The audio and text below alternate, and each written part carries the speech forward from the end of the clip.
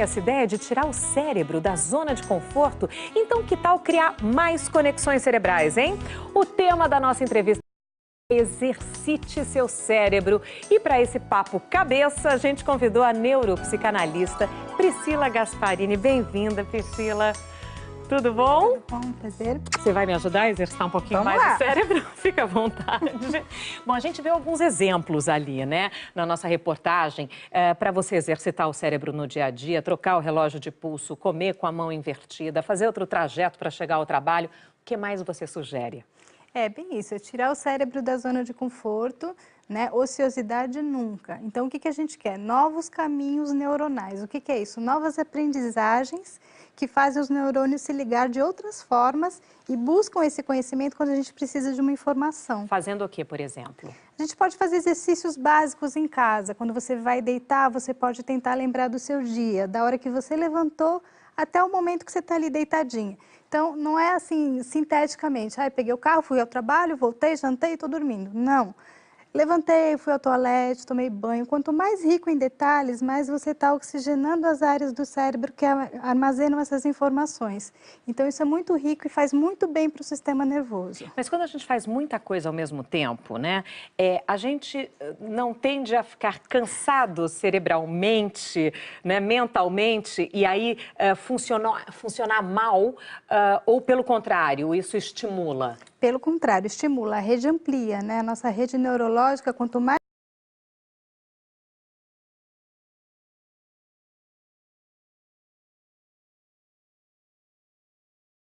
a gente usar, melhor.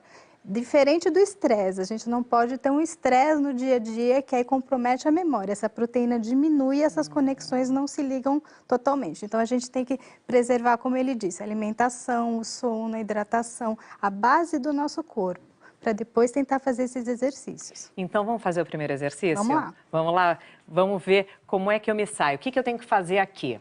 Você tem que tentar ler. Essas palavras, elas não estão escritas corretamente, elas estão misturadas, mas o teu cérebro, ele cria uma lógica que ele vai conseguir ler. Vamos tentar? Vamos. De acordo com uma pesquisa de uma universidade inglesa, não importa em qual ordem as letras de uma palavra estão, a única coisa importante é que a primeira e a última letras estejam no lugar certo. Muito bem! Sensacional isso! Percebeu? A primeira e a última estão no lugar certinho. Então, qual é a função do nosso cérebro?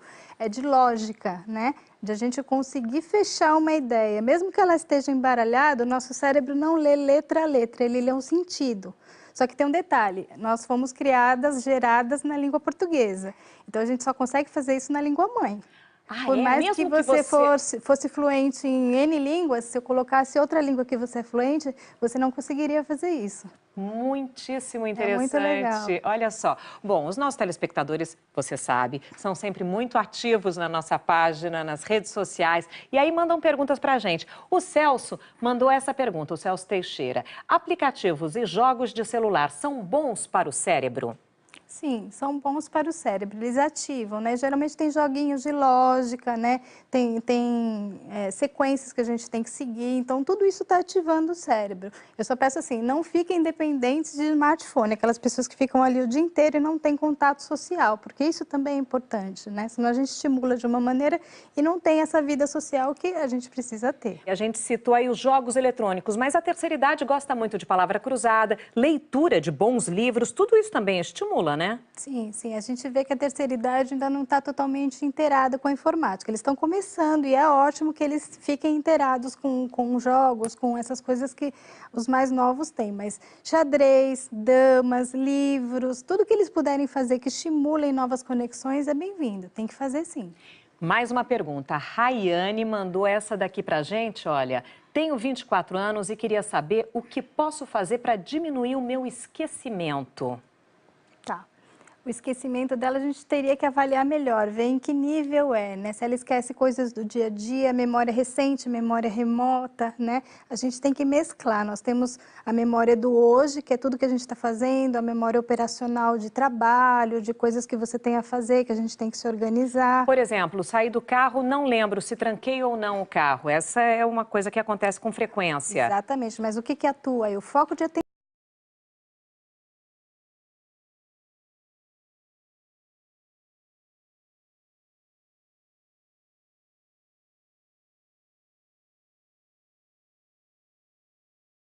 Então, assim, essa memória recente é que é importante para a gente pegar essas pequenas falhas. Então, estimular, precisaria ver em que momento ela está tendo esses esquecimentos. Se for na memória remota, também estimular com fotos, conversar com a família, tentar rever o passado, tentar ver se houve algum trauma, alguma coisa que bloqueou essa informação. Então, precisaria ver esse esquecimento, que nível que é para a gente poder avaliar melhor.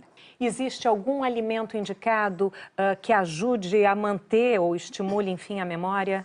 Nós temos que ingerir bastante vitamina B, né?